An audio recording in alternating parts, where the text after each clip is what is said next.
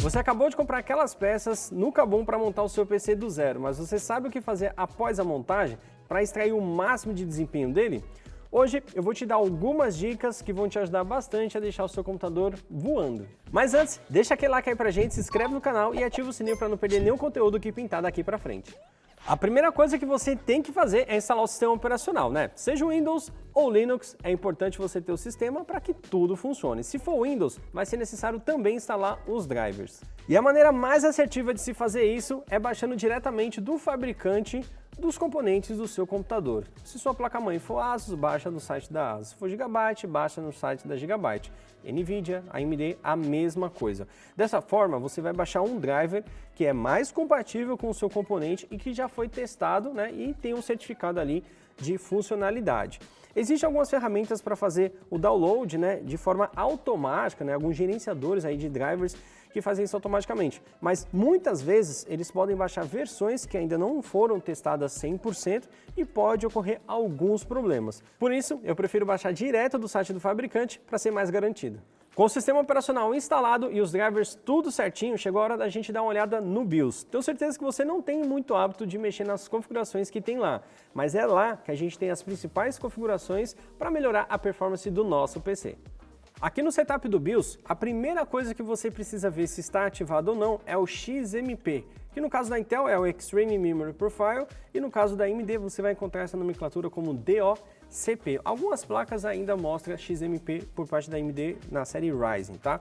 Bom, nosso XMP aqui está disable, ou seja, está desativado. Com um clique, ele já vai mostrar que existe um perfil aqui, né? DDR4 de 3.200 MHz e mostra a latência também. Eu estou aqui no modo Easy Mode, né? E tem um modo avançado, onde você vai ter aqui mais configurações para mexer, tá? Então, Extreme Memory Profile está aqui, vou deixar ele ativado, inclusive aqui ele mostra que existe dois perfis, né? O perfil 2 não mostrou nenhuma frequência, o perfil 1 mostrou a frequência certinho, tá?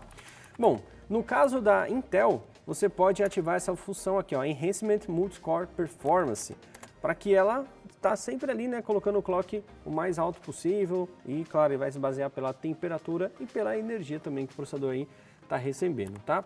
O clock base eu sempre deixo em 100 para ficar certinho, ele já vem por padrão em 100, mas eu gosto de definir em 100 para ficar uma coisa mais básica, tá?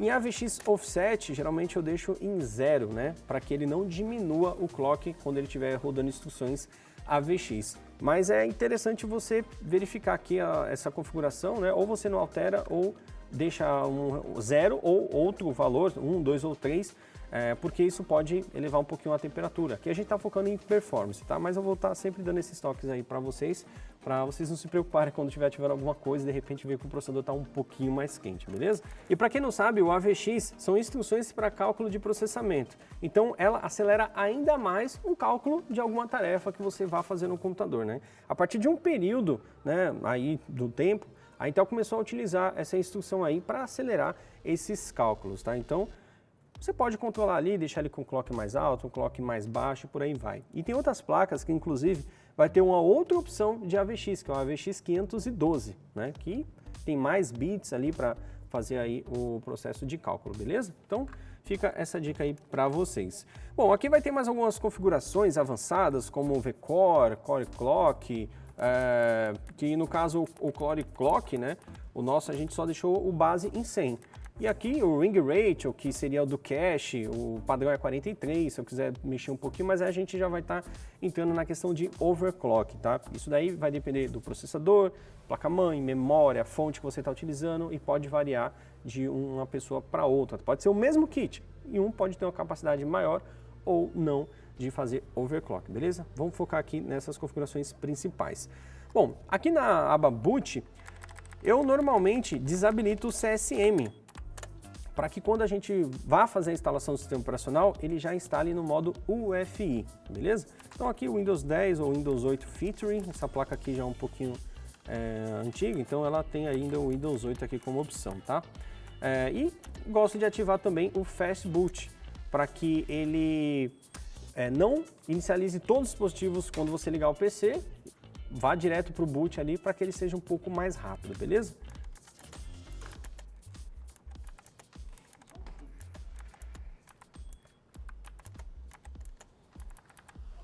Uma outra questão também é a configuração da rotação das fãs, tá?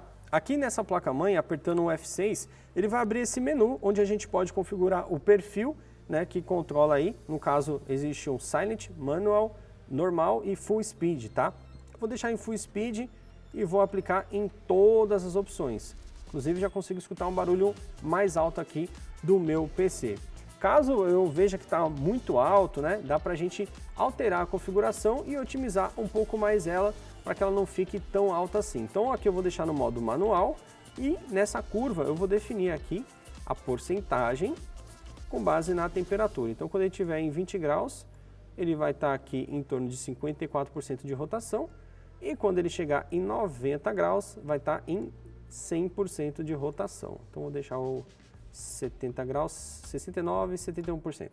É isso. Clicou em... Aqui eu posso definir em Apply To de novo, né? Para todos ter esse perfil, mas eu vou definir só o CPU e já vi que o barulho diminuiu bastante, tá? Uma outra opção que eu gosto de ativar também é o Above 4G Decoding. E aí, em placas mais recentes, vai ter uma função chamada Resizable Bar.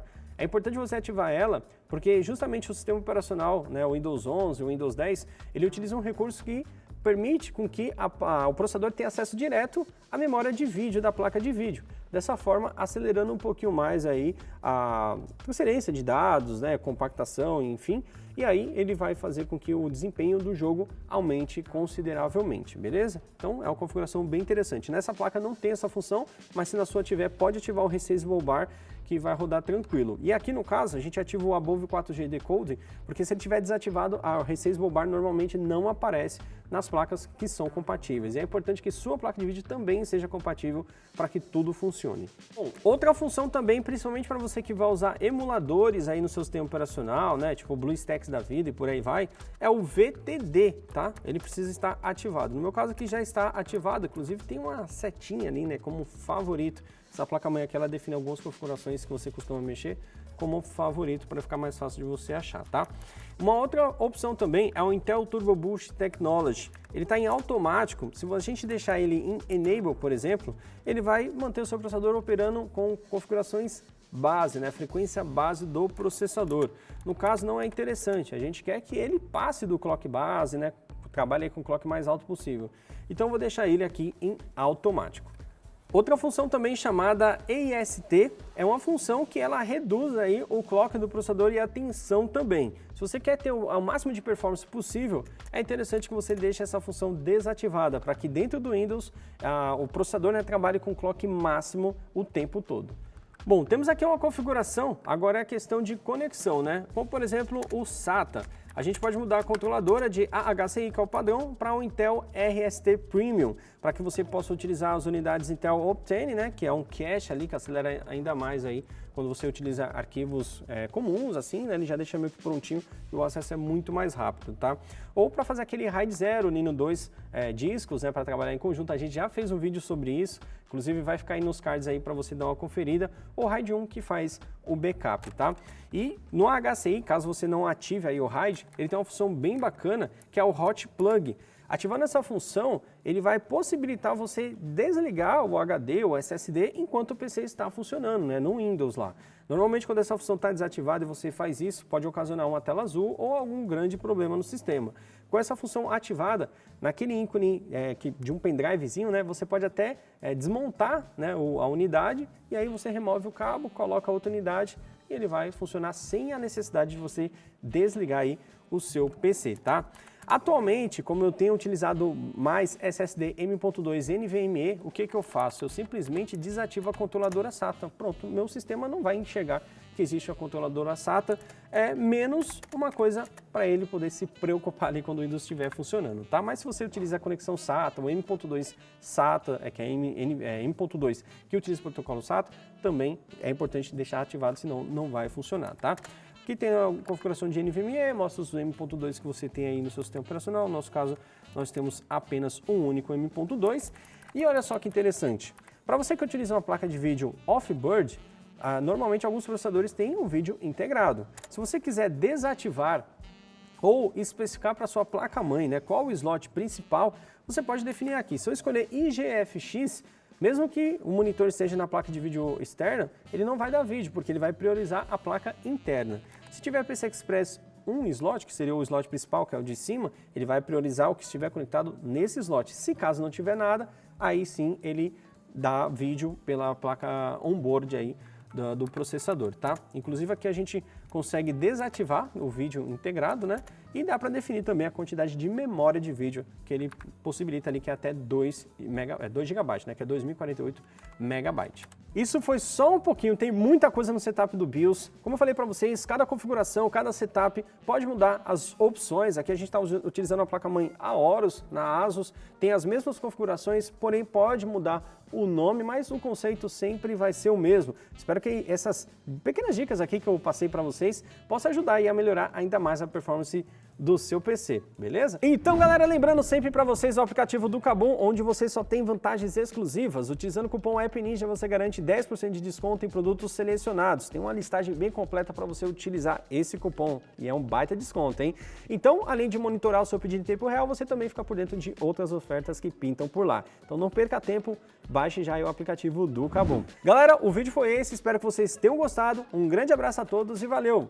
Até a próxima!